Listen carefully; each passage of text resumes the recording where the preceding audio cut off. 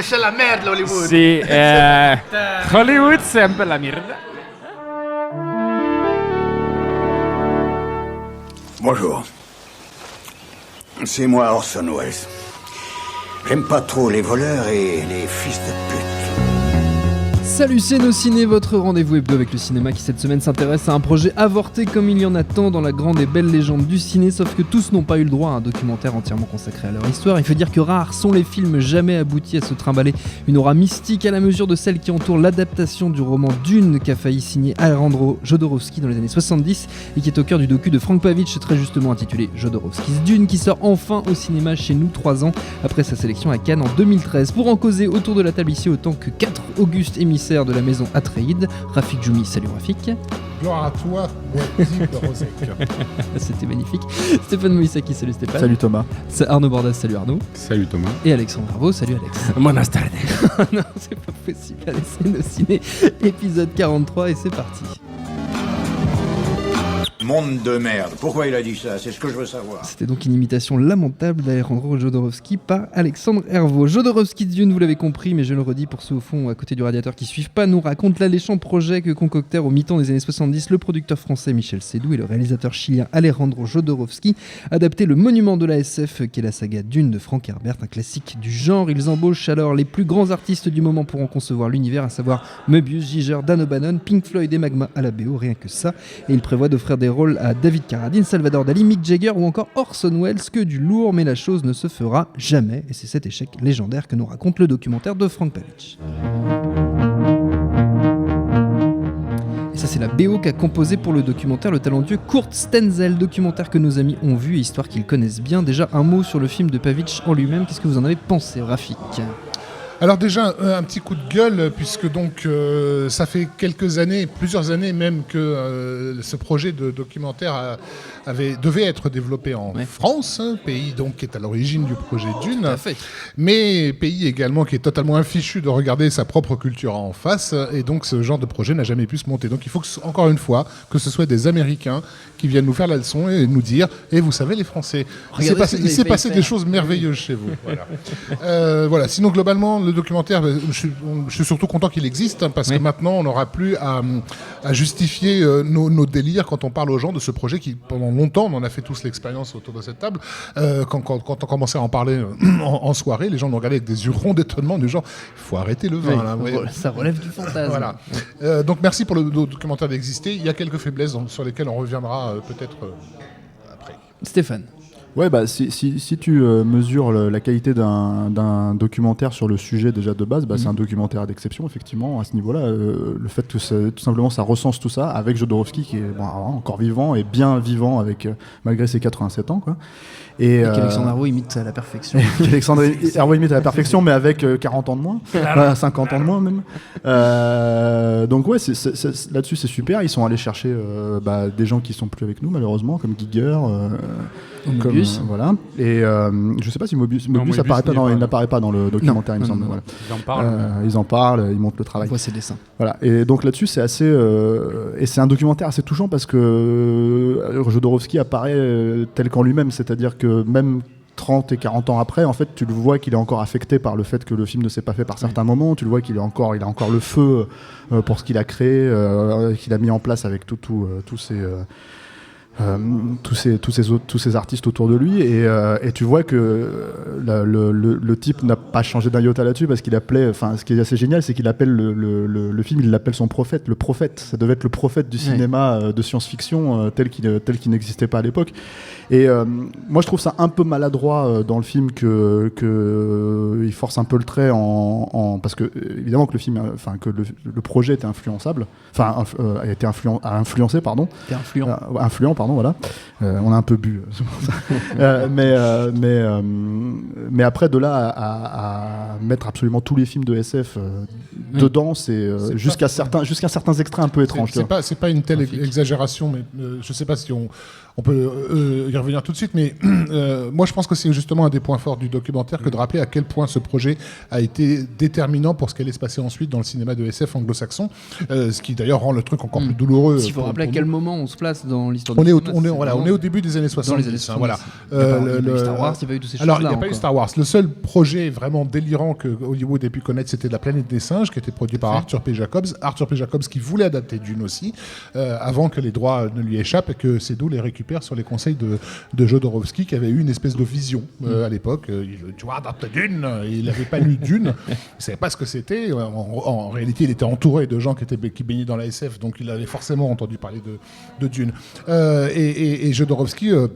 qui vient pas de ce milieu-là, hein, qui est quelqu'un qui vient du théâtre expérimental chilien, etc. Donc, comment dire, baigne dans une espèce d'agitation, d'agite-propre qui est faite par tous ces auteurs de BD qui vont marquer l'histoire, hein, que ce soit les Moebius, les Drouillet, etc. Oui, parce qu'il était proche de la bande de Métal Hurlant, tout simplement. Il était proche des associés. Voilà, il va plus tard être le scénariste de la saga de l'Incal, etc. Puis il n'y a pas eu que Métal Hurlant. Avant, il y a eu Pilote aussi. Oui, Pilote aussi. Tous ces gens-là ont démarré. Ils ont tous commencé. Oui. Et il y a deux aspects. Alors, un sur lequel le documentaire insiste, qui est donc que ce projet effectivement ne s'est pas fait, mais les majors hollywoodiennes de l'époque l'ont vu passer, et donc se sont dit il se passe quelque chose dans le champ culturel, il va falloir qu'on soit attentif, et ça c'est vrai. Je pense qu'ils insistent pas assez, mais il est évident qu'un projet comme Star Wars n'aurait jamais été greenlighté à la Fox s'il n'y avait pas eu le projet Dune avant. C'est pas ce que je remettais en question. Hein. C'était plus les points spécifiques comme quoi Star Wars aurait repris là-dedans en fait. Ah oui. C'est quand même les liens qui sont faits dans le montage, hein, oui, c'est ça que je voulais dire. Mais le fait est que Lucas s'inspirait du roman aussi. Bien sûr, de Dune, ouais, bien sûr. Et il y a un personnage qui n'est pas assez mis en avant dans le documentaire et qui, pour moi, est un personnage clé. J'avais eu la chance de rencontrer Jodorowsky il y a un peu plus d'une dizaine d'années. On avait parlé de ce bonhomme qui est Dan O'Bannon. Quand même, ils en parlent. Oui, hein, mais justement, il est il est crucial dans l'influence que va avoir le projet Dune sur la production hollywoodienne.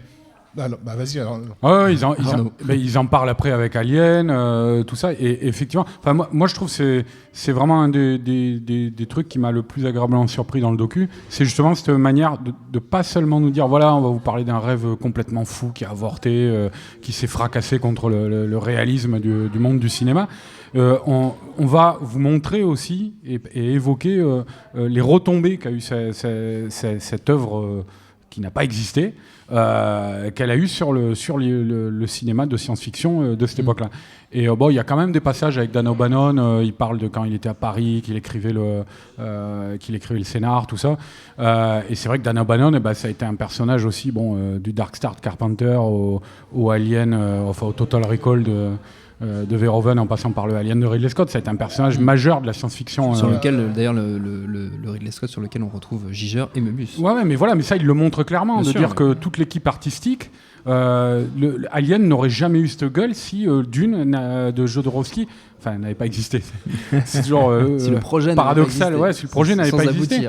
Et c'est vrai que là-dessus, Jodorowsky a été totalement visionnaire, et c'est un des rares exemples, je pense. Parce que c'est vrai, Rafik disait, il venait pas de là, il venait pas de ce milieu-là, Jodorowsky. C'est plus une sorte de rêveur fou, quoi, Jodorowsky.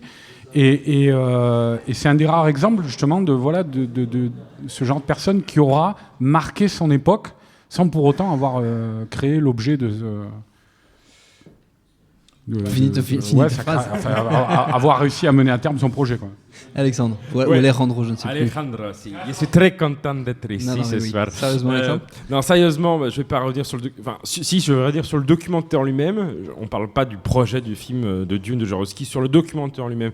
Je trouve que, même s'il y a eu des raccourcis qui ont été faits, comme l'a signalé Stéphane, etc., je pense que formellement et tout, c'est un bel objet. C'est vrai que c'est très dommage que ce soit pas été produit en France, alors qu'on avait les moyens, etc., de le faire, et que ce soit les États-Unis qui se soient un petit peu manifestés pour le faire.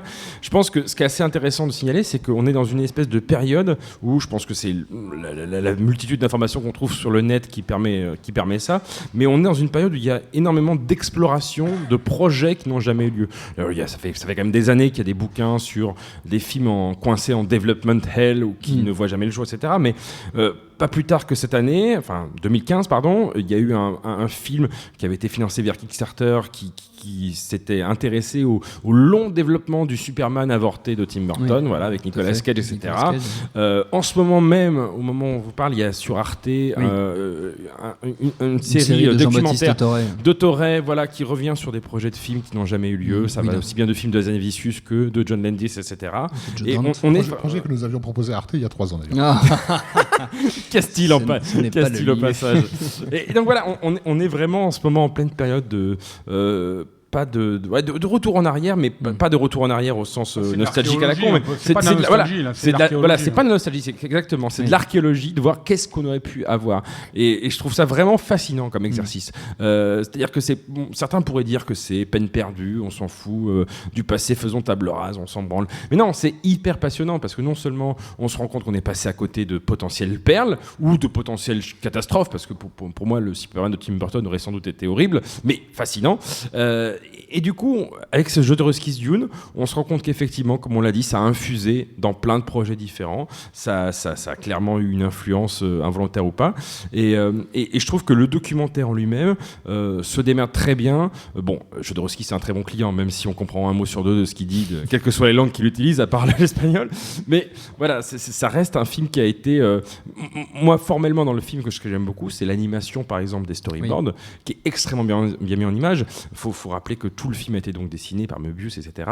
Et que le documentaire a pris vraiment à cœur de rendre justice du mieux possible de ce qui avait été dessiné à l'époque. Et bon, pour un public des années 2010, et c'est pas ridicule. Enfin, je veux dire, ça a vraiment de la gueule. Et même quelqu'un qui serait pas forcément ni passionné par voilà, le réalisateur Jodorowsky, ni par Frank Herbert. Moi, personnellement, j'ai jamais lu Dune. Je sais, j'ai honte. Frappez-moi. C'est vrai. J'ai très envie de le lire, surtout après vous avoir entendu. Mais le projet d'enquête, c'est presque un making murderer de Netflix, où on redissèque un fait divers des années plus tard, version culturelle. Et je trouve l'exercice fascinant. Justement, c'est sur ce plan-là, je pense qu'il y a une faiblesse dans le doc qui en fait s'intéresse au projet Dune, mais pas au contexte culturel qu'il a fait germer. Et c'est ce qui ne se serait pas produit justement si le doc avait été français. C'est-à-dire que le caractère identité française du projet n'est pas pris en compte. La preuve, c'est un documentaire qui donne beaucoup la parole à des gens qui n'ont aucun rapport avec le film, qui sont des réalisateurs américains contemporains, des blogueurs, des gens d'Internet. Citons-les carrément, hein, Nicolas Winding Refn, c'est des gens qui sont censés se réclamer de son cinéma, et bon, faut chercher loin. Non, mais voilà, on a effectivement Moriarty de Ain't It Cool News, en gros toute une galaxie un peu geek internaute. Bon, très bien. Eux, ils sont là pour dire oui, c'est le projet qui aurait changé la SF, mais ils parlent encore une fois d'un point de vue anglo-saxon.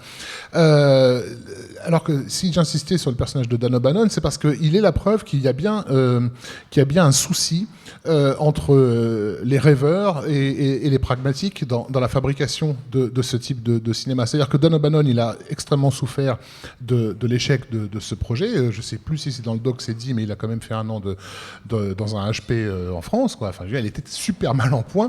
Il a été hébergé par Moebius et Jodorowsky pendant un moment après ça, parce qu'il n'arrivait pas du tout à s'en remettre. C'est à cette époque, effectivement, qu'il a écrit pratiquement toute sa carrière, puisqu'il a lancé les pitchs en même temps de Alien, de Total Recall, de Minority Report, enfin bon, en gros tout.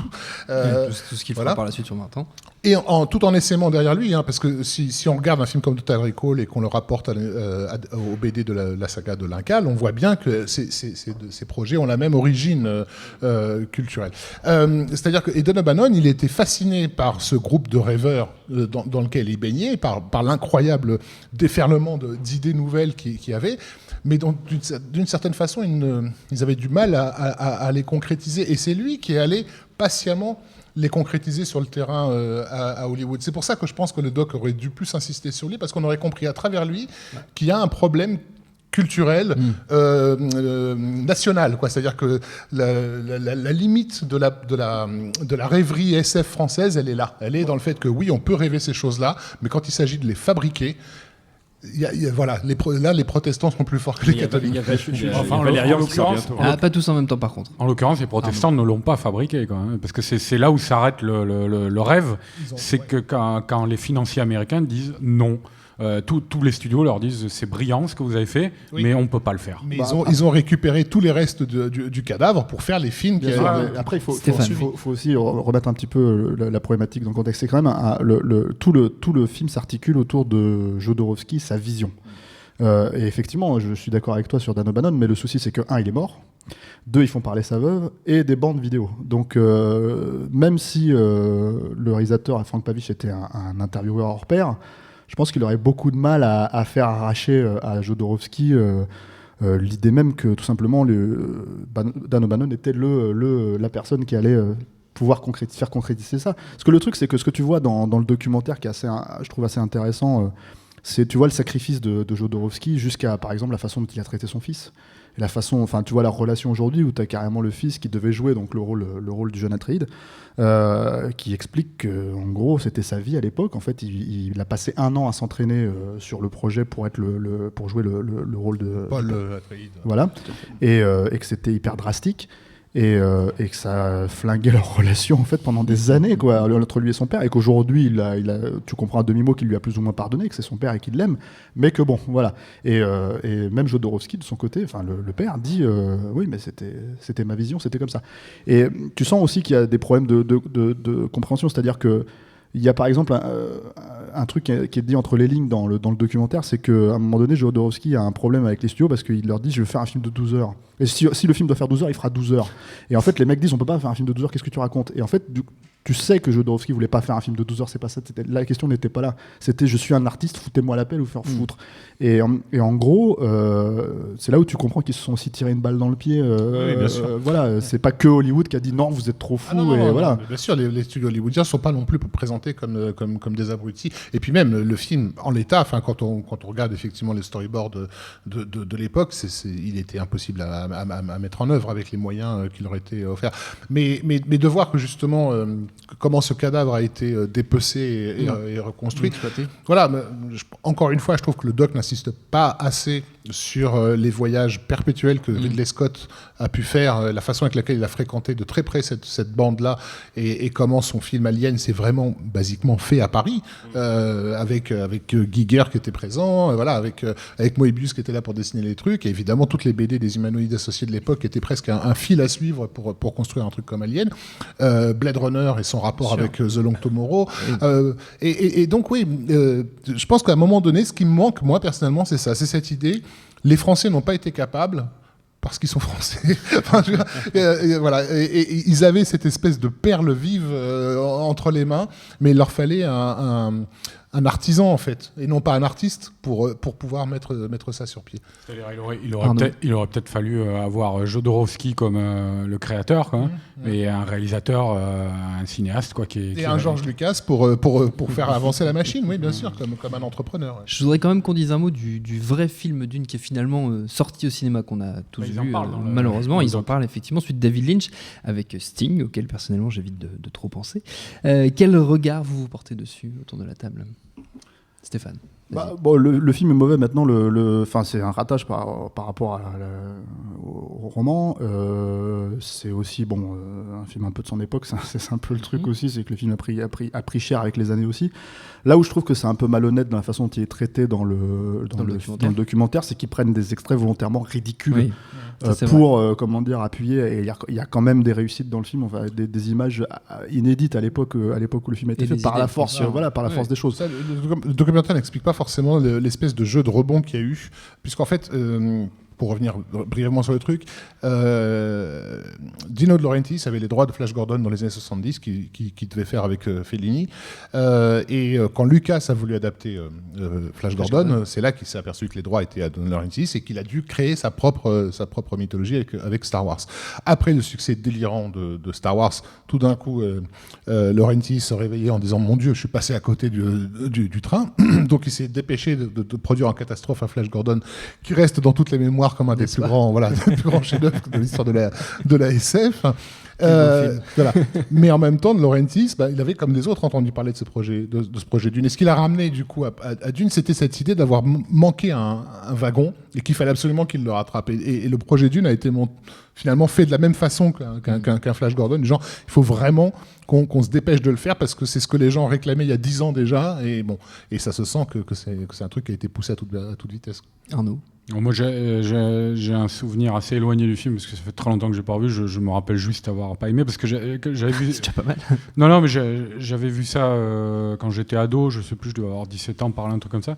Et j'avais déjà lu le bouquin 2-3 ans avant de Frank Herbert. Donc moi, ça m'avait paru une réduction totale du livre, quoi. C'était. Alors, je pense que quand on voit le documentaire, sur la version de Jodorowsky aurait été une trahison totalement folle, quoi, du bouquin d'Herbert, quoi.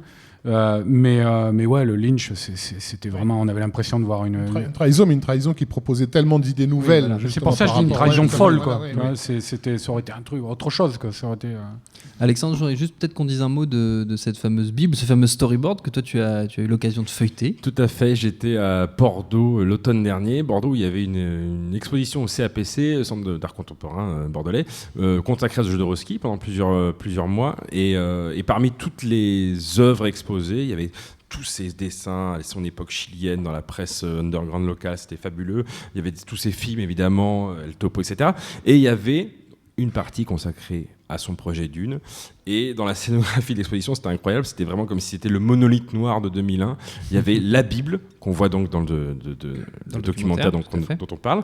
La Bible qui était sous verre, dans une espèce de pièce à part, comme si c'était vraiment le truc. Mais il existe que 2 exemplaires. C'est en fait. ça. Voilà. Donc c'était un des deux. Il y avait plein d'autres exemplaires qui ont été perdus dans les studios américains, apparemment. En tout cas, un des moins de 5 exemplaires qui restent au monde de ce truc-là, qui était là. Et évidemment, comme je disais, sous verre. Donc on peut absolument pas le feuilleter.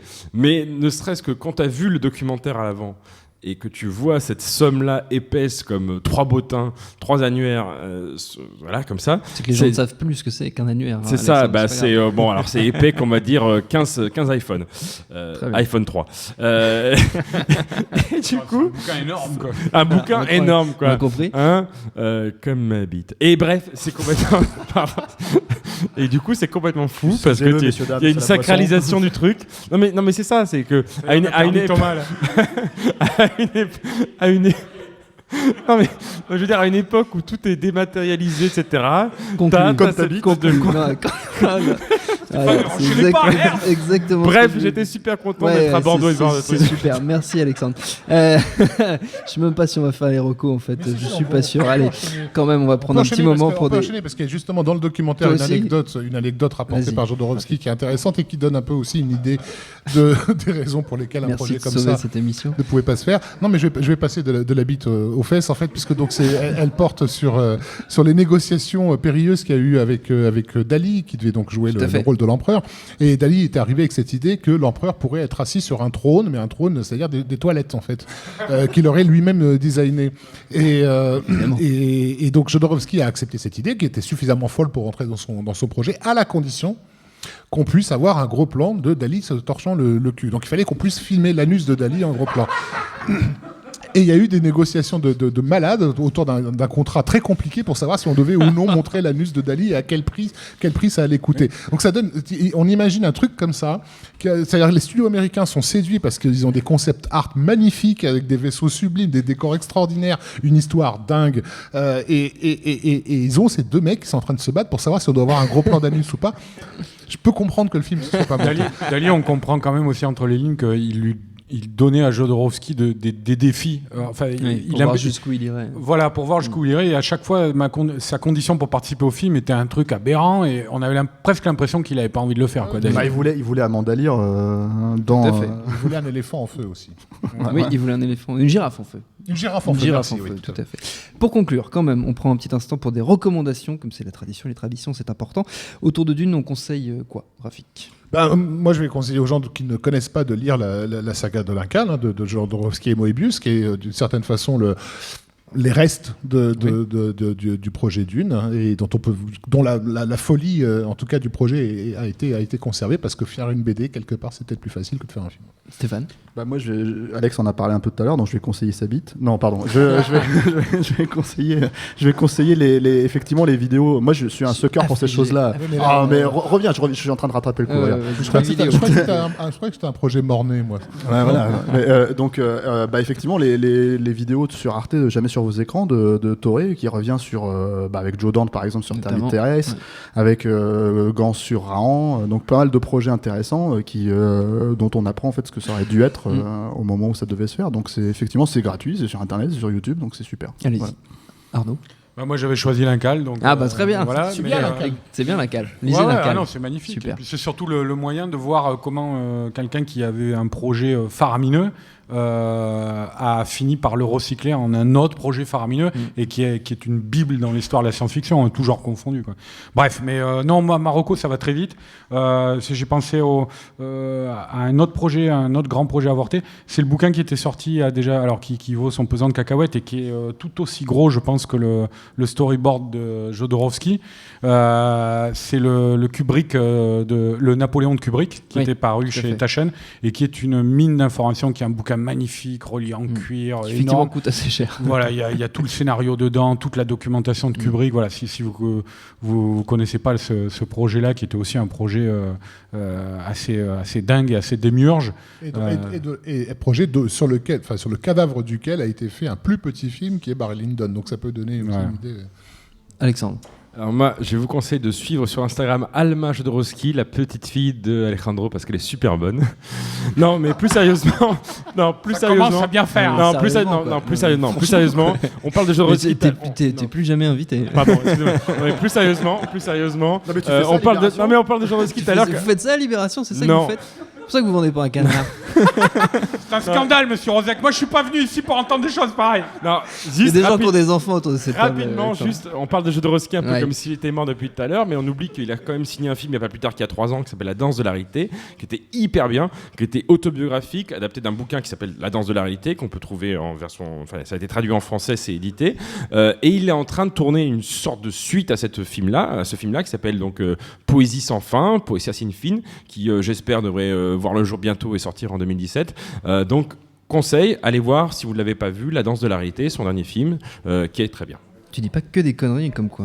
On peut être étonné encore dans la vie. Merci à tous les 4. Nos ciné, c'est terminé pour aujourd'hui. Merci à Jules, à la technique et autant que pour l'accueil. Désolé pour les gros mots, c'est pas grave. Dans une semaine, on parlera de Midnight Special de Jeff Nichols. D'ici là, comme toujours, vous êtes tout à fait libre de parcourir le web à la recherche de nos précédentes émissions sur Zoolander 2, sur The Revenant, sur Abbé César, sur Steve Jobs, sur Anomalisa et bien d'autres. Si vous tapez Nos Ciné dans un moteur de recherche, vous devriez tomber sur nous. Sinon, nosciné.com, c'est facile, ça marche aussi très bien. Profitez-en si vous en avez envie de nous laisser vos commentaires. Ça nous fait toujours plaisir, sauf si c'est pour parler de la bite d'Alexandre Herveau. D'ici là, on vous dit à la semaine prochaine. Bonjour, bonsoir à tous, c'est Mehdi Maizy. Vous pouvez me retrouver tous les vendredis aux manettes de No Fun, le podcast musical qui donne de l'amour à William Scheller et à PNL. Disponible sur iTunes, SoundCloud, Deezer, YouTube, Facebook et Twitter. À la semaine prochaine!